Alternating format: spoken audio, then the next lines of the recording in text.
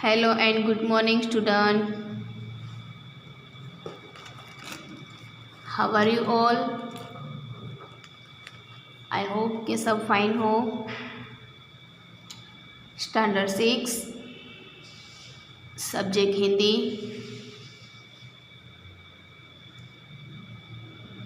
Welcome to Gems international school. तो student ready हो आप स्टडी के लिए? तो आज हम स्टार्ट करते हैं चैप्टर 3 एक्सप्लेन करेंगे. और अगले वीडियो में हमने चैप्टर 2 आपको वर्कबुक में कंप्लीट करवाया था.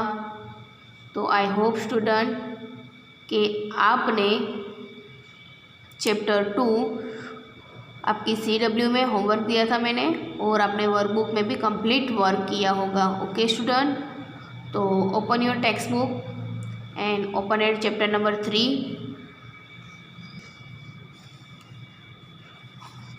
चैप्टर नंबर 3, जरा मुस्कुराइए. तो आपके चेहरे पे स्माइल आई स्टूडेंट? ये चैप्टर का नाम है कि जरा मुस्कुराइए, हंसते रहिए. ओके, तो यहाँ क्या है, जरा मुस्कुराइए मीन्स कि यहाँ छोटे छोटे चुटकुले दिए हैं, जोक्स दिए गए हैं जो हमें रीड करने हैं और हमें हंसना है. ओके, तो यहाँ पे हम स्टार्ट करते हैं कि जीवन में हास्य का बहुत ही महत्व है. आप समझ गए होंगे कि ये चैप्टर किसके द्वारा बना गया, किस हेतु से वह है. तो हास्य के महत्व से. तो हमें जीवन में हंसना ज़रूरी है, क्योंकि हंसते रहेंगे तो हमारा स्वास्थ्य अच्छा रहता है, हम खुश रहते हैं. ओके, हंसना रहना ज़रूरी है. फिर हास्य के जीवन के दुख को भुलाकर नई उमंग भर देता है. अगर कोई प्रॉब्लम में होए, कोई हमें दुखी होए, ज़रा सा भी हम थोड़ा सा हंस लेते हैं ना, तो वो सब हम भूल जाते हैं. मतलब हास्य दुख को भी भुला देता है. मतलब कि जीवन में हंसना खूब ज़रूरी है. हंसने से हमारा स्वास्थ्य अच्छा रहता है. मैंने अभी आगे कहा ना आपको कि हंसने से हमारा स्वास्थ्य अच्छा रहता है. तो आइए कुछ ऐसे चुटकुले पढ़े कि जो आपको मुस्कुराने के लिए मजबूर करेंगे. ठीक है, तो आपको मज़ा आया स्टूडेंट जोक्स में, तो ये वीडियो लाइक कीजिएगा. ओके, तो हम रीड करते हैं, ध्यान से सुनिएगा स्टूडेंट. कि भाई मालिक किराएदार से, जैसे कि हम कोई मकान रेंट पे लेते हैं तो हमारा जो मकान मालिक होता है, ओके, वो मालिक. और किराएदार से मतलब कि जिसको हमने रेंट पे मकान दिया है, जो भाड़े पे मकान पे रहते हैं, वो किराएदार. ओके, तो मालिक किराएदार से कहता है कि तुम मुझे किराया क्यों नहीं देते. किराया मतलब पैसे देते ना, भाड़ा चुकाते हैं ना. हाँ, तो तुम मुझे किराया क्यों नहीं देते. तो किराएदार बोल रहा है, आंसर दे रहा है, सुनना स्टूडेंट. हाँ, कि आपने ही तो कहा था इसे अपना ही घर समझना. आपको हंसी आई स्टूडेंट कि नहीं? हाँ, क्या कहा कि आपने ही तो कहा था इसे अपना ही घर समझना. अब जैसे कि आप में से कोई का घर ऐसा होगा कि जो अपना मकान रेंट पे देते होंगे. ठीक है, तो अब भाड़े पे आते हैं, रेंट पे आते हैं लोग, तो उसे हम ऐसे ही कहते हैं कि भाई अपना मकान समझ के रहना है, मगर किराया तो देना पड़ता है ना. तो अब वो किराएदार क्या आंसर देता है कि आपने ही तो कहा था इसे अपना ही घर समझना. ठीक है, अब सोनू का सिर फट गया मीन्स टूट गया होगा, कुछ गिरा विरा होगा. ठीक है, फट गया. तो डॉक्टर सोनू से कहते हैं कि यह कैसे हुआ. तो सोनू डॉक्टर से कहता है, मैं पत्थर से कील ठोक रहा था. अब पत्थर से कील ठोकना, कील मतलब जो खिल्ली आती है ना, हाँ, वो पत्थर से कील ठोक रहा था. तो एक आदमी ने मुझसे कहा, गधे, कभी खोपड़ी का भी इस्तेमाल कर लिया कर. क्या बोला? गधे, कभी खोपड़ी का भी इस्तेमाल कि कर लिया कर। अब पत्थर से कील ठोकते हैं तो उससे कोई सामने वाला इंसान ने ऐसा बोला कि भाई गधे, खोपड़ी का भी इस्तेमाल मतलब माइंड का भी यूज़ किया कर। तो उन्होंने क्या किया, सोनू ने खुद के ही खोपड़ी में कील पत्थर से ठोक दी। तो क्या हो गया, सोनू का सिर फट गया। ठीक है, अब हम आगे वाले ड्राइंग में देखते हैं कि जरा ऊंचा बोलो। देखो ये इंसान है ना, ये टेबल पे बैठा है, उसके ऊपर दूसरा टेबल रखा है, उसके ऊपर और छोटी वाली टेबल रखी है और उसके ऊपर वो बैठा है। अब किसी का कॉल आया होगा ना, तो बोल रहा होगा फ़ोन पर बात करो कि जरा ऊंचा बोलो, मतलब कि फ़ोन में से आवाज़ आ रही है, माफ़ करें अंकल, इससे ऊंचा होकर मैं नहीं बोल सकता। अब जैसे कि फ़ोन आया होगा किसी से, तो हम फ़ोन में नहीं आवाज़ सुनाई नहीं देती, तो हम बोलते हैं कि ज़ोर से बोलो, थोड़ा ज़ोर से। वैसे हिंदी में कहते हैं कि ज़रा ऊंचा बोलो। तो वो भाई साहब के से ज़रा ऊंचा करके वो ऊंचा ही ऊपर ही चढ़ते गए और ऊंचा बोलने लगे। तो वो अब वो उतना ऊपर चढ़ गया, अब क्या बोल रहा है कि माफ़ करें अंकल, इससे ऊंचा होकर मैं अब नहीं बोल सकता।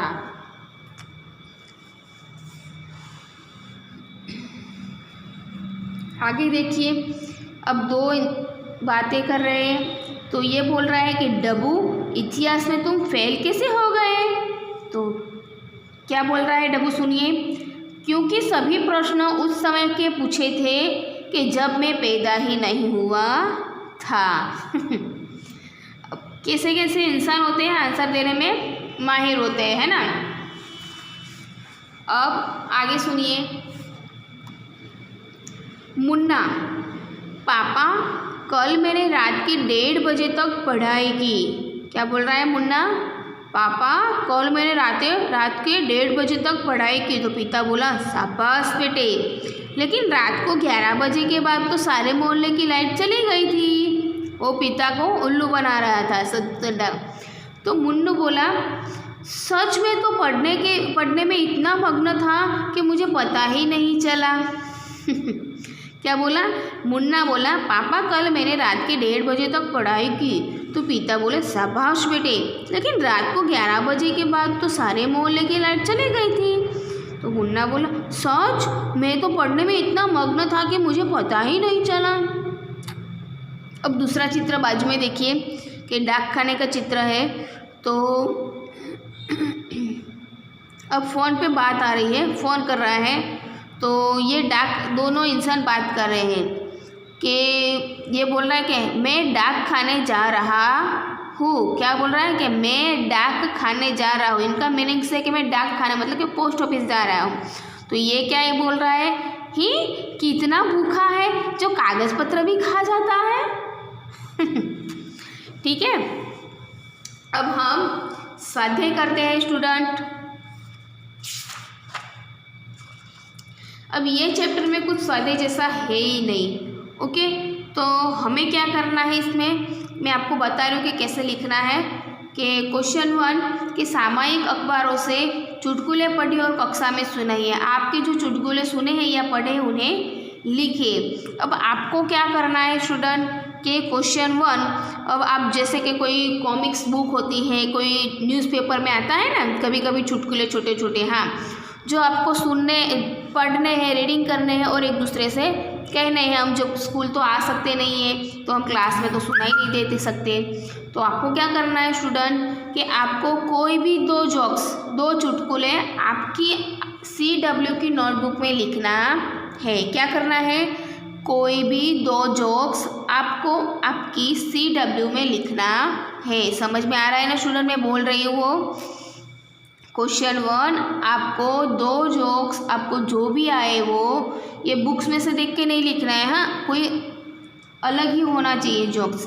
तो 2 जोक्स आपको आपकी CW में लिखना है। उसके बाद आपको क्या करना है कि क्वेश्चन 2, तो क्वेश्चन 2 ओमिट कर लेते हैं हम, क्योंकि वो हमें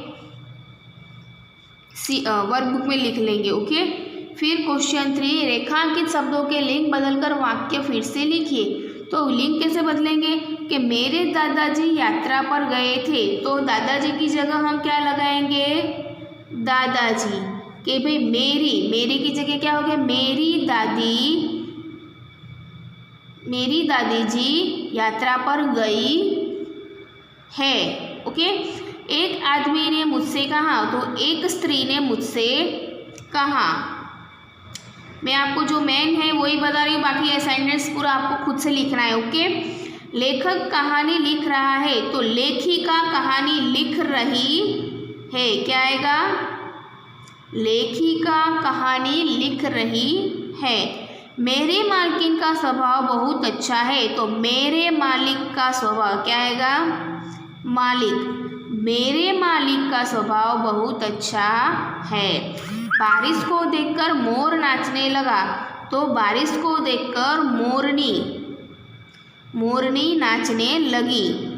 जंगल में शेर दहाड़ता है, तो जंगल में शेरनी दहाड़ती है। सेठ दुकान में बैठे हैं, तो क्या आएगा? सेठानी दुकान में बैठी है। अध्यापक पढ़ रहे हैं, तो आएगा अध्यापिका। क्या आएगा? अध्यापिका पढ़ रही है। पंडित रामायण सुनाने लगे, तो पंडिताइन आएगा। क्या आएगा? पंडिताइन रामायण सुनाने लगी। लड़का दुकान के पास खड़ा है, तो लड़की दुकान के पास खड़ी है। तो आई होप कि आपको क्या लिखना है वो समझ में आ गया होगा। फिर उसके बाद में पीछे देखिए स्टूडेंट, पेज नंबर 16 पर क्वेश्चन 4 आपको ओमिट करना है, फिर क्वेश्चन 5 भी आपको ओमिट करनी है। ओके, जो हम वर्कबुक में लिखेंगे। तो स्टूडेंट आज की वीडियो में इतना ही। तो आपको अब होमवर्क पे क्या करना है कि आपको ये जोक्स आपको पेरेंट्स को सुनाने हैं, आपके फ्रेंड्स को सुनाने हैं। ओके, और थोड़े मज़े लेने हैं। उसके बाद आपको आपकी CW में आज की डेट और डे मेंशन करनी है। तो आपको डेट और डे मेंशन करके आपको स्वाध्याय लिखना है, और स्वाध्याय लिखने के बाद आपको समझ में आ गया होगा कि क्वेश्चन 1 और क्वेश्चन 3 ही आपको स्वाध्याय में लिखना है। ओके, तो take care student, stay home and stay health. Thank you very much.